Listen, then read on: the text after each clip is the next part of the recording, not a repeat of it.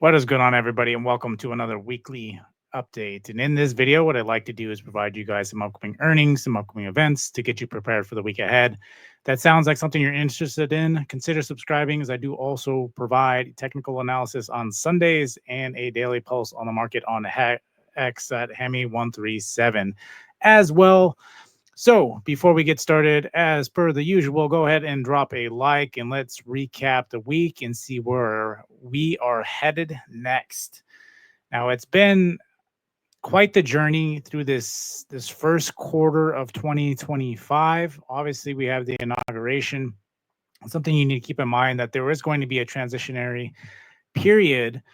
We knew that coming into this new administration that there was a big debt bomb, and we're starting to see that unfold as a lot of the things that essentially have been occurring are essentially the 2022 year that was supposed to be the most anticipated recession, which it started to be playing into when we had the failing of SVB.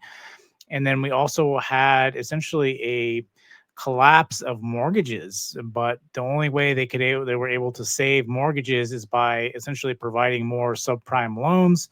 And on top of that, with the subprime loans, the people with low credit scores that were getting these subprime loans couldn't even afford them. So what happened is FHA came in and reduced the price, and even still they couldn't afford it. So FHA had to reach out to the government, and the government has essentially been paying over 500,000 payments on people's mortgages for roughly about the past 2 years. And so that's what you're currently dealing with. And so your collapse should have occurred many times ago. This is why you say you can't always bet against the house, because even though they're corrupt and everything else, there's a lot of things that, if pulled, could really be detrimental to the debt-based system.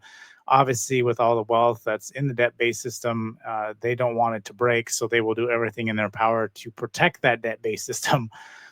Being said, that kind of puts us in the current position that we're in, where the current administration had to take a lot of action. And even though it may be very painful to get rid of a lot of government employees, you have to understand there's a lot of fraud and waste. It doesn't really matter the people that go into there. I'm not saying all the people that do work these jobs are. I'm not saying that at all. But what I'm saying is, top down, a lot of that fraud is on top and needs to be fixed and corrected. There's just too much. Our GDP is built off of all government jobs. So a lot of regulation and no actually production, which is going to generate some good growth for our country, allow us to bring production back into this country. So to be able to do all those things that essentially were promised and why he was brought in, he has to crack some eggs. And that's just the painful part about it. It will be better in the long run, but in the short term, it's going to look nasty. And when you have that transition, you will get a lot of selling in the market. These are things you have to keep in mind. But with that being said, there is some major things that are developing. And we're seeing, because of the massive action that the current administration is taking, that it is changing how we were going to move forward. Now, when coming into this year, after we started to cut rates, I said the next big thing you need to start paying attention to is inflation, because it took forever for us to cut. So this is we go into these stages and kind of dictate, some things will have more weight now because of the current economic environment. You have to be dynamic and be able to shift your attention to what reports matter most during what is currently going on. So it can be a lot to digest, but that's why we have this channel. So being said, again, biggest concern was inflation, but the problem is now what we're seeing over the past week, we did have a core inflation report. It did come 0.1% lower than anticipated, but that's not the biggest thing that we're really concerned about for this. So what we were anticipating for this core inflation is what we're going to see on the next core inflation, or highly anticipated next core inflation, because true inflation, which should be leading inflation, is saying it's at 1.5, which is a huge drop from where current inflation is now. So it'd be almost essentially a cut and a half where we're currently at. And if that's the case, that would be another bullet point for the Fed to start cutting rates. And so I think while you're seeing a lot of these different things, these tariffs, again, short term, they're just trying to bring more production into the United States. What they're trying to do, yes, if you want to buy foreign, you're going to have to pay a little bit more. But ultimately, what we're trying to do is build that. We're trying to build more jobs. We're trying to manufacture more jobs. We have better, stronger growth, and we're not artificially just getting more regulators to regulate whatever we don't have to regulate. So, nonetheless, trueflation has dramatically dropped. Now, again, we'll see trueflation, the core inflation match, trueflation, and unemployment match as we watch throughout the couple months with all these cuts that are currently going on, how much the Doge and obviously the current administration is actually cutting here. So if that's the case, we could see a huge, huge swing, which could drop more panic in the market, especially after all these tariff talks. Again, the tariff talks, I think, are mostly they're trying to do a lot of renegotiation. You have to understand, again, it's going to be painful initially because, again, the U.S. is in a bad position and been in a bad position. Too much money leaves this country and we don't get any of the benefit from it. But a lot of that money gets pulled into a lot of fraud and waste that needed to be trimmed. And again, you're not going to be able to protect all the people that are maybe wholesome or whatnot, but nonetheless, they will still get compensation packages to find a new private sector job and do better in that sense anyway. So, but being said, again, the Doge clock is essentially saying that we've saved about $200 billion just over the past couple of weeks that the new administration's already been in office. So I think they're aiming for $1 trillion by the end of the year. We'll see if they can hit that goal. If as long as nothing happens between now and then. Again, it's only been 2 months, I think, really from this point. So you have to understand that they really haven't been in office a lot, and they've done some major changes. Just like we talked about Javier Milei, and when he went in, he cut tons of the wasteful spending, and he essentially took a 19% essentially inflation rate down to a normalized rate around 3%, I think it was, or 5 or 4 or 6%, somewhere around that there, but a much more manageable rate. Despite whether you like what he's done or whatever the case is, ultimately you have to understand just that in itself is a huge hurdle that a lot of countries, once you hit that hyperinflation, it's just done. But again, you have to understand where it's being generated is because of the billions of dollars that you're spending. And we're seeing that again, because you're not paying 180 for illegal immigration and housing and food cards, for spending cards. You're not seeing the huge prices in eggs and orange juice and coffee have dramatically dropped off a cliff as well. So all that is going to catch up. That's going to scare the market because you're going to think, oh, well, this must be something with the tariffs. And when in fact, it has not been. The fact is that we have just been artificially inflating by quantitative easing everybody else but the taxpayer.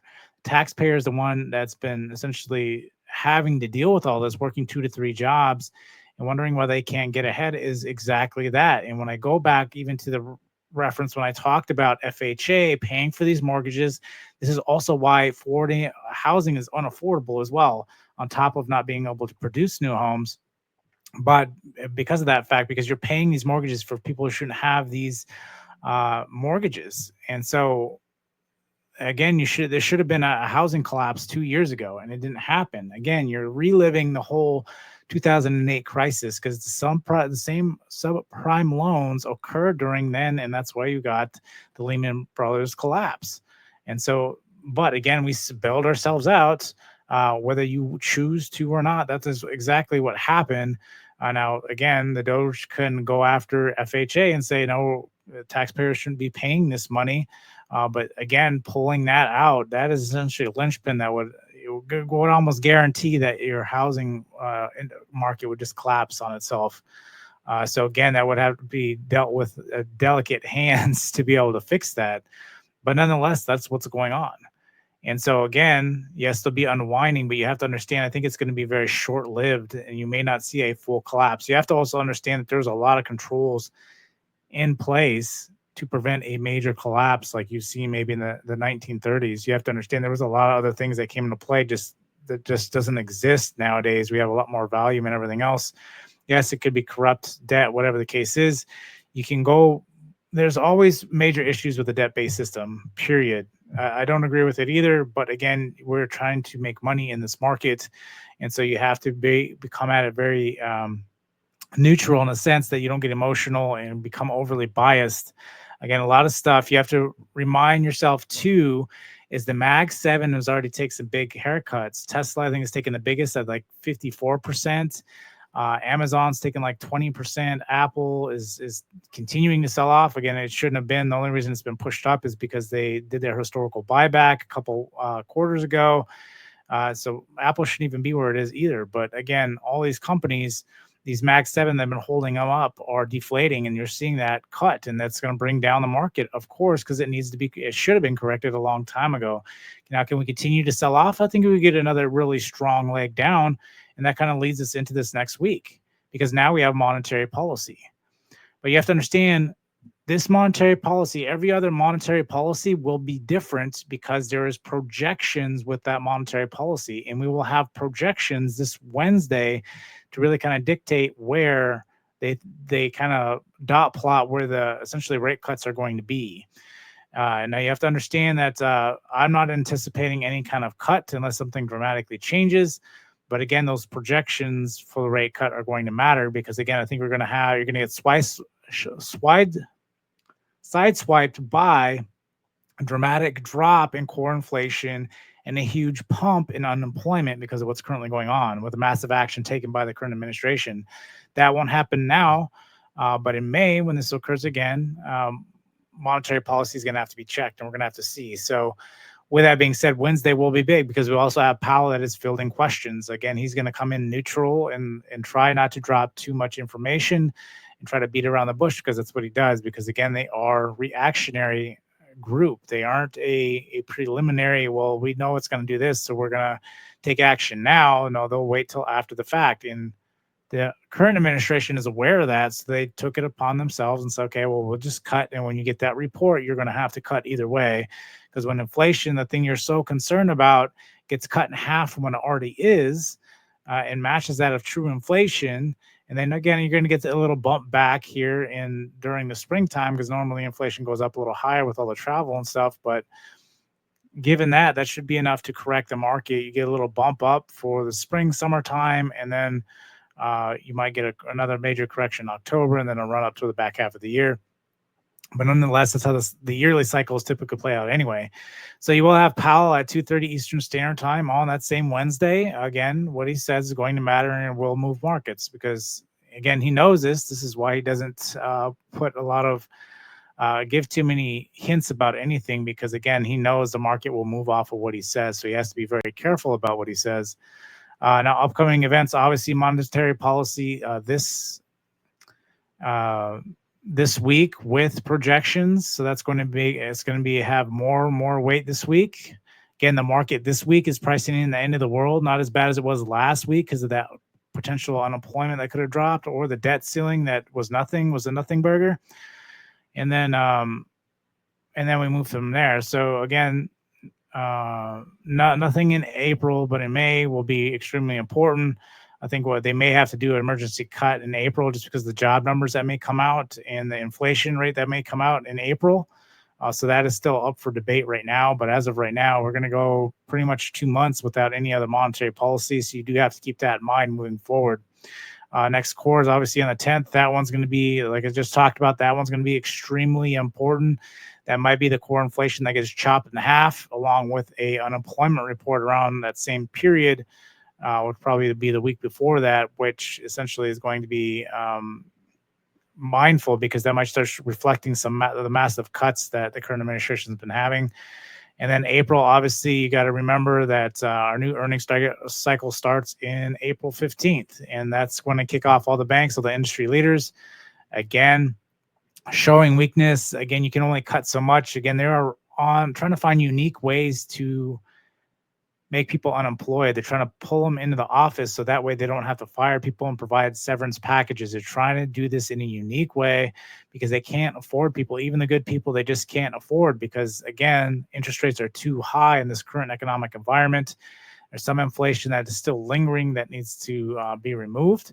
But now that we've essentially chopped a lot of things down, we might come into a huge deflationary state, much like we saw in China, where they had such massive disinflation that they were doing everything possible. They were stimulating cutting rates by dramatic bounds. Again, we talked about this would happen overseas before it happens here, and you're starting to see it unfold now. It's been roughly about 6 months since China's been doing whatever they can to help their economy by cutting rates and stimulating the economy. By stimulating the economy, quantitative easing, that's paying that money back to the taxpayer and not essentially giving everybody else quantitative easing but the taxpayer, because there'll still be demand there, and then you're essentially putting yourself in a stagflationary environment because you're feeding half of the population and you're not feeding the other half of the population, and they're the workhorses. So again, you can see why this has been very misconstrued this whole time. So again, pricing in the end of the world this week with 132. Tesla is still high around 22. BA about average right now. And then obviously JP Morgan is double what it typically is because you have a really big event this week with projections and with Powell on top of everything else that's currently going on. So again, and you're only about a couple of weeks away from earnings, which you should get a pump going into this earnings. Again, once you price in all the fear, it goes back to the normal cycle. You're going to start pumping because it goes into the earnings, and then we'll take it from there. So, but I do like the fact that things are starting to hold. And that's what really matters, is a lot of these Mag 7 are starting to hold. They're starting to find bottoms, and then just waiting for that next event. If we can get an okay, no major movement on as far, or anticipate there's no changes in rates, then which we are anticipating just because of the fact that with the jobs numbers that came out and the core CPI that have come out aren't reflecting them to cut at all. So that will be important moving forward, again, until we get that jaw-dropping moment, which we've anticipated and we know it's going to happen. But for the quote-unquote Wall Street investor who really doesn't care, who's making tons of money anyway, picking JP Morgan, which is a very blah investment, just because there's so much capital that it really doesn't matter if you pick good or not, as long as it's slowly increasing. That's all that really matters. So again, a lot of things to think about, but we are coming into a big linchpin moment here, and I think we got another month when we get that core and we get that unemployment, because that's what our heavy focus is on right now. We got to get through this week first, and then, like I said, we'll start ramping up for the new earnings cycles. So if you've made it this far, go ahead and drop a like, and I will see you guys on the next one.